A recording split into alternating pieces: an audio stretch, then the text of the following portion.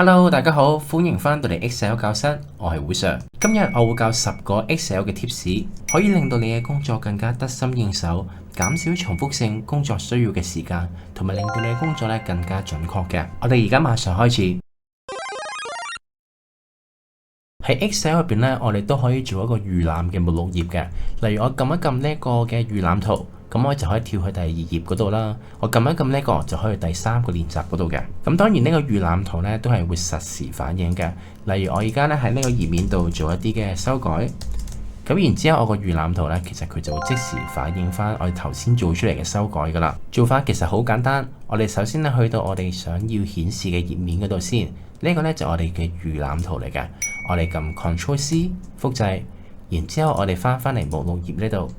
然之後咧，我哋就將佢貼上，我哋將會係貼上為一個嘅link picture 嘅。OK，我哋撳一撳佢，然之後我哋將佢拉細少少啦，又或者可以喺右上角呢度去調校嗰個嘅高度、闊度等等咁樣嘅。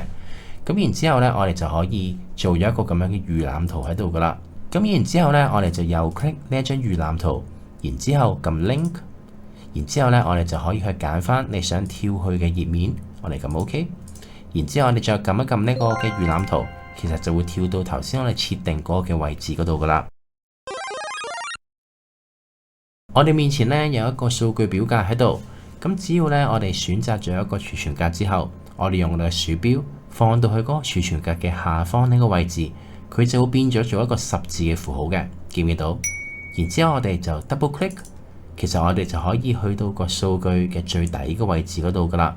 咁我哋亦都可以放喺個儲存格嘅右方，然之後我哋 double click 就會去到佢最右嘅地方嗰度嘅。佢嘅效果呢就好似我哋平時用到 keyboard 嘅 shortcut key， 撳住個 control 再撳個下掣，撳住個 control 再撳個右掣，一模一樣。咁如果我想揀晒所有嘅資料，咁點樣呢？我哋左手撳住個 shift 掣，然之後再喺呢個儲存格嘅下邊，我哋 double click， 咁我哋就會揀晒整個嘅 column 噶啦。呢個功能呢有一個特點嘅。就係如果我哋去一個空白嘅地方去試一試個效果，咁佢就會停咗喺空白嘅地方之前嗰個位置嗰度嘅。咁呢個功能咧就可以幫助我哋去揾到一啲空白嘅地方，例如表格可能填漏咗啲嘢喎，咁我哋就可以檢查一下。例如我而家喺呢個位置喺度 double click， 如果去到最底咧，其實佢就代表住冇空白啦。但係如果我喺呢度撳 double click， 然之後發現咗停咗喺中間嘅話咧，就證明當中其實係有空白。有未填嘅地方要檢查一下嘅。當我哋做剪貼 copy and paste 嘅時候呢，其實我哋有時呢可能唔止一個嘅範圍噶嘛。譬如我 cut 完呢一個之後，譬如我到第5題呢度又想再 cut 過去喎，咁跟住我又再想 cut 埋譬如第9題咁樣啦。如果我哋呢咁樣前後咁樣走嚟走去呢，就好嘥時間啦。喺 Excel 入邊，又或者 Microsoft 其他嘅軟件呢，都有一個叫做 Clipboard 嘅功能，係十分之好用嘅。呢個剪貼簿功能呢，我哋只要入到嚟 Option 呢度，開咗呢個掣 Connect without showing Office Clipboard， 我哋撳住呢個掣，確保佢係 tick 咗之後呢，咁然之後我哋就可以，譬如做第一個嘅複製，我哋撳 Ctrl+C， 咁佢就會儲存咗喺呢個剪貼簿嗰度噶啦。咁然之後我哋再去到第4題呢度，再撳 Ctrl+C。然之後去到第9題咧，再撳 Ctrl+C， 咁我哋就將3個嘅範圍呢，就複製落去咗我哋嘅剪貼簿嗰度，暫時儲存咗先。然之後我哋去到新嘅範圍喺度，我哋就可以逐個貼翻佢落去啦。嗱，你見到我哋就可以再將每一個複製咗嘅資料，我哋貼翻去新嘅範圍嗰度，唔需要左右咁走嚟走去啦。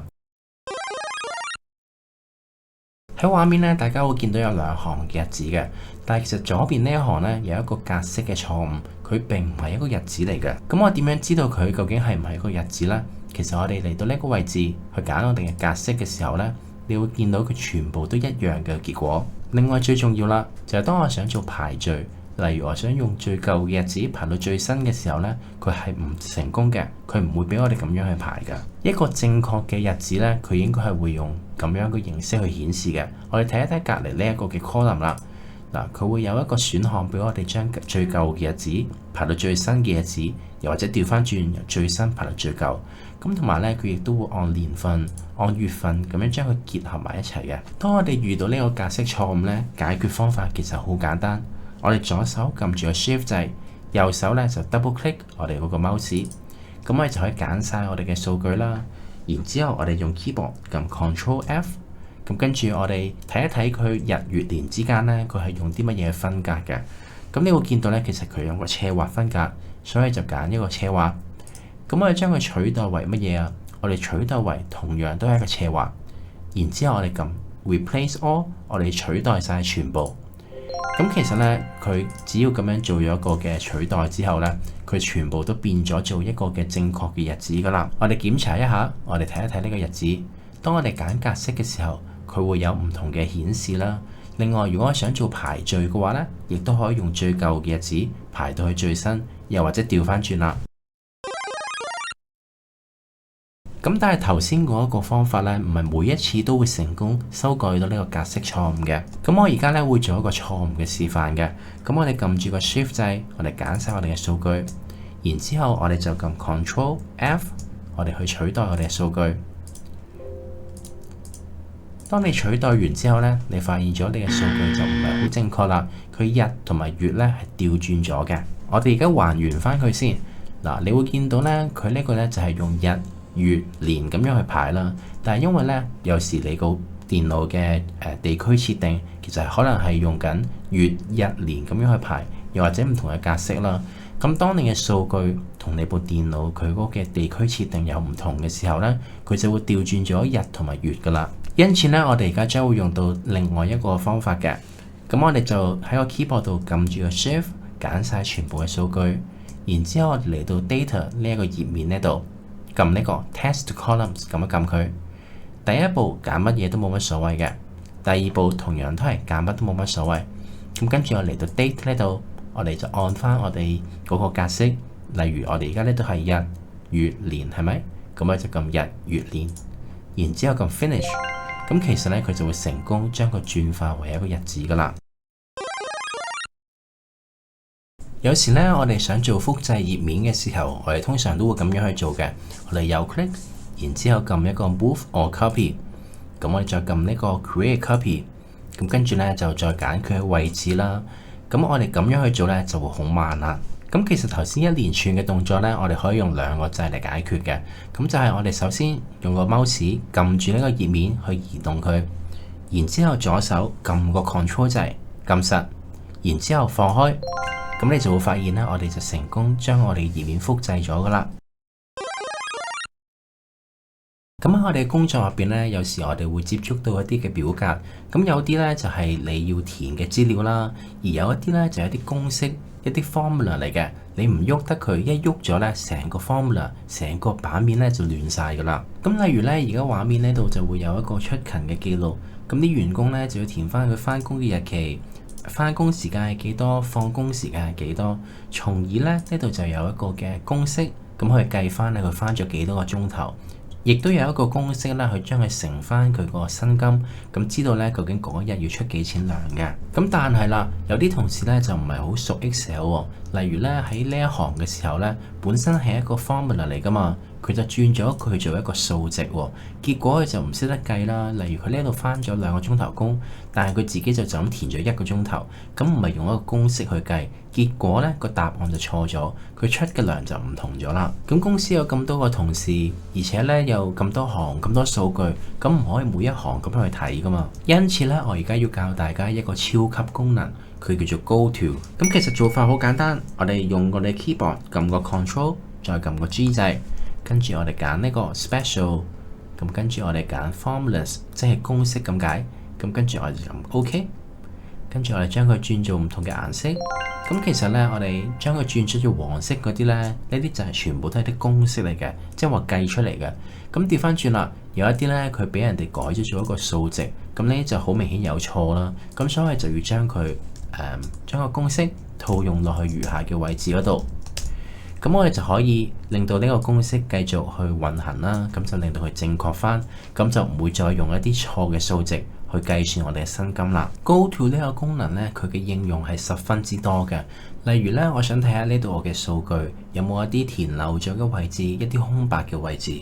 咁其實點樣去做呢？我哋揀晒呢一整個嘅範圍先，然之後就撳 Ctrl G， 撳 Special， 咁跟住我就揀 Blank，即係啲空白嘅格仔，咁我哋就撳 OK。咁其實會揀晒嗰啲空白嘅格仔，然之後將佢轉做黃色。咁呢啲呢，就係一啲填漏咗嘅嘢，咁就要啲同事去填翻佢咯。Excel 咧，其實最近推出咗一個十分好用嘅功能嘅，就係如果我哋揀咗任何格仔之後嚟到 Insert， 我哋可以加一個新嘅 comment 落去嘅。例如我可以同翻我啲同事講就係話 This is wrong，please check 咁樣啦。咁我哋就可以加一啲 comment 落去，令到下一個收到嘅同事咧去睇翻唔同嘅格仔上邊有啲乜嘢嘅要注意嘅地方嘅。同埋咧，亦都可以用一個 add 嘅符號。咁咧去加一個同事落去，咁嗰個同事咧就會收到通知，知道咧呢一樣嘢係要佢負責嘅一個工作啦。講開新功能咧，其實 Excel 最近都推出咗一個好好用嘅新功能嘅，咁就係叫做 Focus Cell 焦點儲存格。咁我哋而家喺呢個咁大嘅表格入邊咧，我哋就好難去知道究竟呢一個格仔究竟講緊邊一樣嘢啦，佢亦都代表住邊一日等等咁樣啦。咁所以我哋可以嚟到 View 呢度。撳呢個 Focus Cell， 中文叫做焦點儲存格，我哋撳一撳佢，咁我哋就可以透過一啲顏色咧去睇翻究竟佢係代表住啲乜嘢，原來佢代表住邊一間鋪頭喎，咁跟住亦都可以睇翻究竟佢係邊一日，價錢係幾多，如此類推嘅。最後啦，呢一個亦都係咧 Excel 嘅一個新功能嚟嘅，就係我哋可以加入一個備忘清單，加啲剔剔嘅格仔嘅。咁其實我哋就嚟到 Insert 呢度就可以撳呢個叫做 Checkbox， 撳一撳佢。咁跟住咧，我哋就可以去剔翻究竟邊一樣嘢完成咗，邊一樣嘢未完成啦。跟住咧，我哋都可以透過啲公式去睇下我哋而家嘅進度幾多個 percent 嘅。咁我哋將會用到 COUNTIF。咁我哋睇一睇呢一個嘅範圍入邊，究竟有幾多個係 True？ 咁我哋就睇到咧，我哋剔咗3項啦。咁究竟我哋有幾多個剔剔格仔啊？咁我哋就用 Counter，OK？咁我哋開括號，咁我哋就揀晒呢度。咁我哋數下，總共有5個嘅格仔。咁我哋用到完成咗，除翻總共呢，咁我哋就知道我哋嗰個 progress， 我哋嘅進度究竟係幾多個 percent 啦？我哋0.6，咁其實即係代表住60%啦。咁今日呢時間就差唔多啦，我哋下一個 video 再見，拜拜。